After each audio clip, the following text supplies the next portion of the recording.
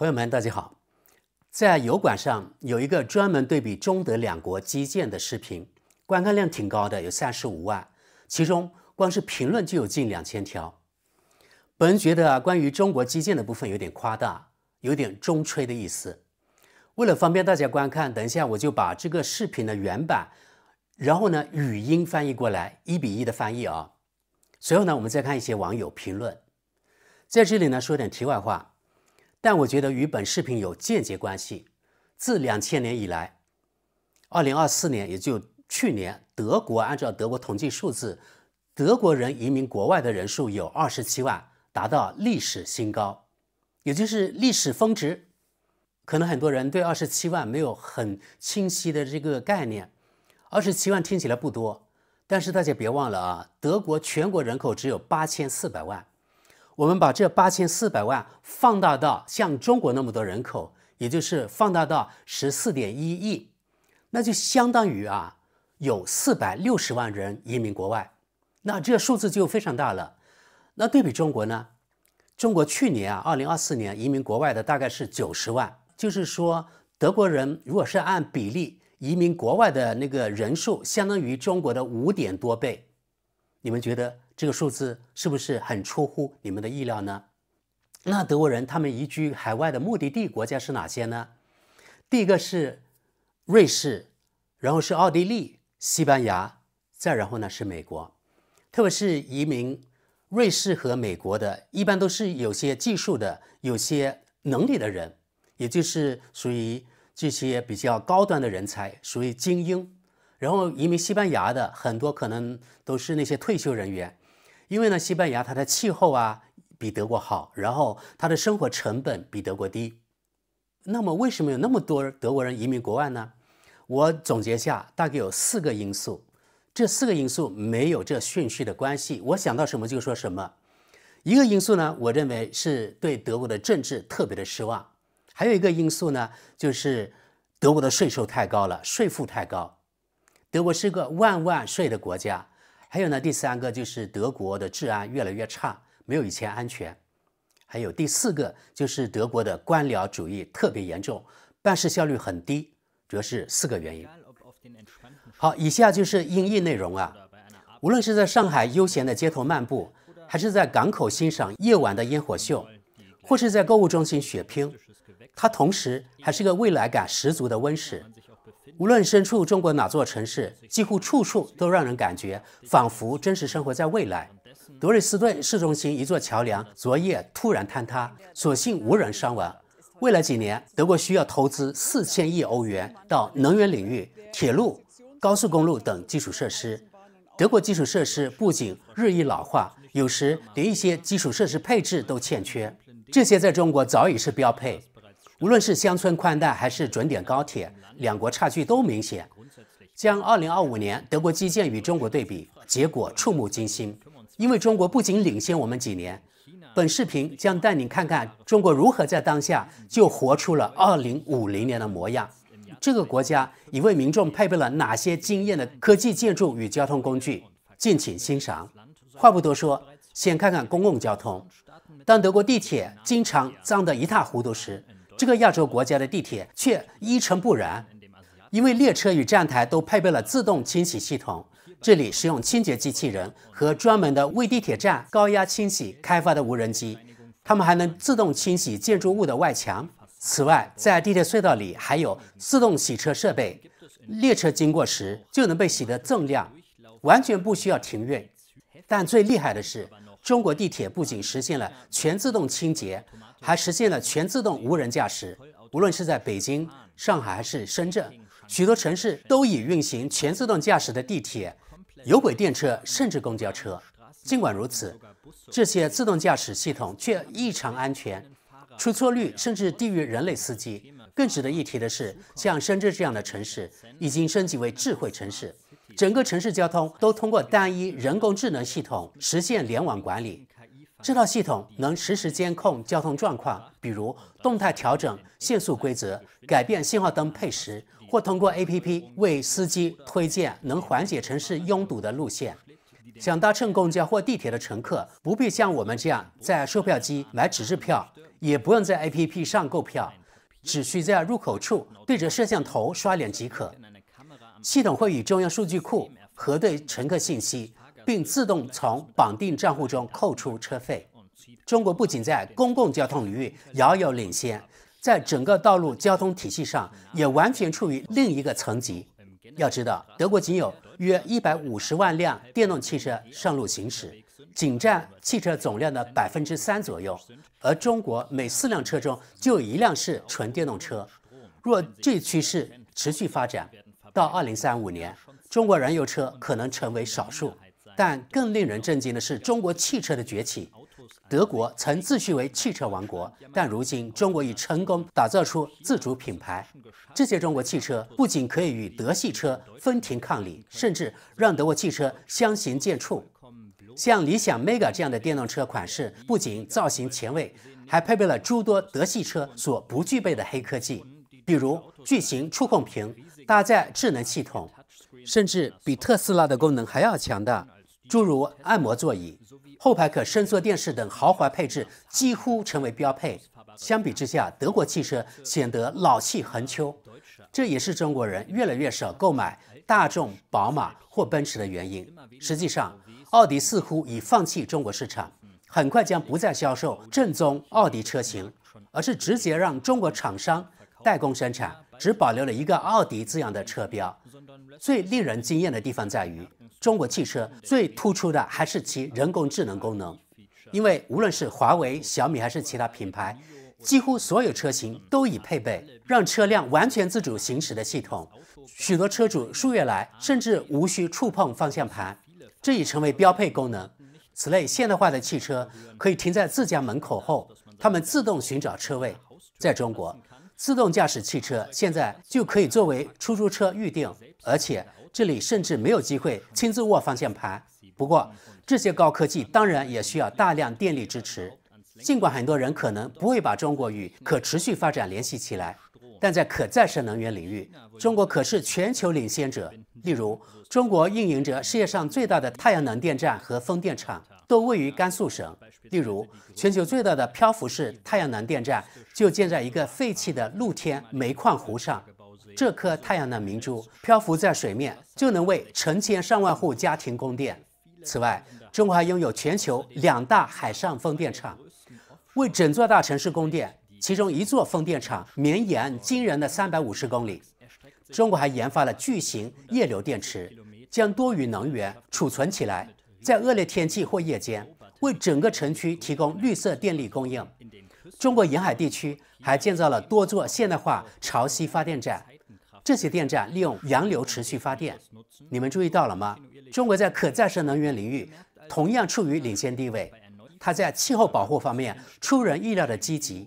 比如成都和柳州等城市還建有所謂的垂直森林，這些是整棟高樓外牆完全被植物和樹木覆蓋，綠意盎然，不僅能吸收大量二氧化碳，還能降低周邊溫度。而德國至今仍在為農村地區通信網絡覆蓋發愁時，中國在這方面當然又領先我們，而且直接超前了2個身位，因為該國現在已成為全球最完善的5G 網絡覆蓋。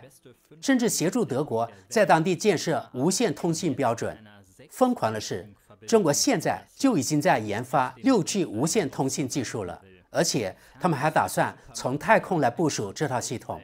這個東方超級大國正在規劃類似馬斯克星鏈的太空互聯網。中國還擁有自己的運載火箭，正在搭建這套太空網絡。說到太空探索，中國目前已經領先所有國家，不僅擁有自己的空間站，現在打算還率先打造月球基地，並成了首個探索月球背面的國家。這些成就都歸功於其驚人的科技進步。但中國最令人印象深刻的科技，其實是日常使用的微信。這款超級應用在中國無所不能，隨處支付，比如連街邊小攤，甚至乞丐都能掃碼收款。但這還不是全部功能，無論是預約醫生掛號、購買演唱會門票、觀看視頻、聽音樂、網購、打電話聊天、租房還是機場值機，所有這些功能都能通過這款超級 APP 輕鬆搞定。就連重要的政務預約、求職應聘、甚至簽證申請都能用微信辦理。難怪在14億中國人中，有驚人的12億用戶每天都在使用這款超級應用。而在德國，想要獲得任何此類服務時，卻常常還得填寫冗長的紙質表格。儘管微信已經很驚豔了，但中國現已開發出更為先進的技術——人工智能。不僅汽車和公交使用最新 AI 系統，他們像 ChatGPT 一樣構建完整的世界模型。中國已投入使用首批功能性人形機器人，這些機器人能像人類一樣用智能感知世界，這堪稱科技進步的聖環。而中國憑借語數 G1 機器人，在全球率先推出可供直接購買的人形機器人。習近平主席宣布，2025年將成為人形機器人規模化應用的元年。事實上，今年年初，人形機器人已登上頂級舞蹈盛典的舞台，展示了其中國在這方面同樣位居世界前列。即便沒有機器人，中國的城市已經宛如科幻電影中的場景。現在已經有無人機送外賣，還有自動駕駛的小型送餐車，能將食物送到家門口。隨處可見的電子屏，實時顯示交通信息。還有數以百萬計的攝像頭和傳感器，監控着整個國家，捕捉並解讀無數人和車輛的動向。人工智能還被用於預防犯罪行為，在事故發生前進行預防，或是在道路上識別危險司機。這些功能僅僅是現代科技應用的冰山一角。中國目前已經使用並持續開發這些技術。現在我想問問大家，你們對中國這些科技進步有什麼看法？或許你們覺得德國在某些方面做得更好，歡迎在評論區分享你們的觀點。好，接下來我們看網民評論。第一條評論：未來正在中國上演，德國卻日益髒亂不堪。繼續往下，我在中國生活已經超過20年，親身經歷了這裡的發展。正因為如此，我從未想過要回德國。如今，我偶爾回德國，次數越來越少，每次都越發感到失望。我們現在住在北京近郊，一棟250平方米的新房，緊鄰山廬蘋果園，邊上是一片類似森林的超大公園，月租僅650歐元。誰還願意回到過去呢？更何況，這裡幾乎每天都陽光普照。看跟帖，說得對，凡是有點本事又年輕的人，趕緊離開這個腐敗又愚蠢的國家。再往下，如果我們把錢花在自己國家身上，而不是一味的花在別人身上，我們的國家本來也可以如此。下一則，這個人自嘲地說，這裡的公交站雖然沒有燈光，但好歹現在裝了個垃圾桶。儘管相關機構為此忙活了好幾年，但效果真是極其顯著啊！繼續往下，我在這裡還一直在等我的德鐵火車呢。再往下，德國可是遙遙領先於中國啊！舉個例子，我生病了，需要看專科醫生。上周我打電話預約，結果最早能約到的時間是6個月後，太棒了！下一則，我一直覺得中國非常迷人，不僅因為其出色的美食，我在世界各地都遇到優秀的中國人，他們眼界開闊、友善並充滿求知慾，這才是真正的未來，而不是像我們這裡一樣倒退回石器時代。可我們德國人卻自以為是世界的中心，覺得必須對別人進行道德說教。再往下，中國向世界證明了一個國家可以在不發動戰爭、不進行殖民的情況下實現擴張，並崛起為世界強國。下一則，我們火車站裡的髒亂景象總是一次又一次讓我震驚。難道真的沒人看到我們正在走下坡路嗎？我們必須重新學會守紀律與秩序，腳踏實地地為未來努力，而且最重要的是重新開始更努力工作。再往下，是呀，跟人家一比，德國簡直像退回石器時代了。如今德國在全世界面前都只剩下極度尷尬。下一則，奇蹟之國，中國太棒了。繼續往下，而我們卻還在繼續向一個在發展上早已遠超我們的國家支付數十億的發展援助，哈哈哈，真是可悲至極。再往下，除了全天候監控之外，其他方面確實明顯比其他地方好得多。下一則，中國的發展速度確實令人震撼。我父母1986年去過中國，那時中國人都穿着統一的藍色工裝，孩子們對旅遊大巴驚嘆不已。我2007年到訪中國時，大城市已經追了上來，但農村地區仍十分落後。那時中國還是世界工廠，用我們的技術進行生產。如今他們在技術上已經超越我們，而且生產成本更低，效率更高。目前我們的生活水平還略高一些，但我擔心再過20年，這一點也會發生變化。下一則，中國的醫學和自然療法也同樣不容小覷。繼續往下，我們就是沒錢投資基礎設施、教育體系、社會福利、農業領域、汽車工業和零售業，但這個交換挺划算的嘛。反正我們是在幫全世界其他人，我就要成為一個德國難民了。再往下，我們在中國旅行了2個半月，親自體驗正是如此。相比之下，德國簡直還停留在中世紀。中國的互聯網、清潔衛生、準點率、效率和物流等等等等，一切都運行得極為出色。下一則，我想知道我們的政客人物是否去過中國，這讓我感到我們德國還生活在石器時代。這對我們的政客來說太丟臉了，對德國來說也太丟臉了，但他們卻夢想着戰爭，真是病態。